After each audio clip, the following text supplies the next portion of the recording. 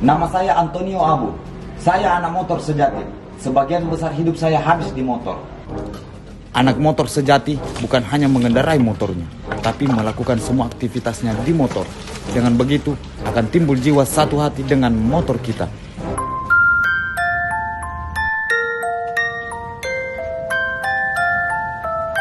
Nama saya Tuming Gates.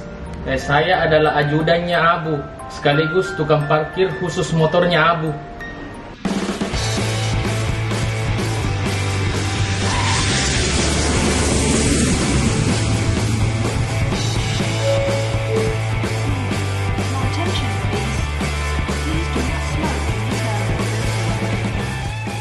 Majikan saya selalu nongkrong di Pasar Segar, dan saya selalu setia dengan beliau karena dia selalu membawa berlian.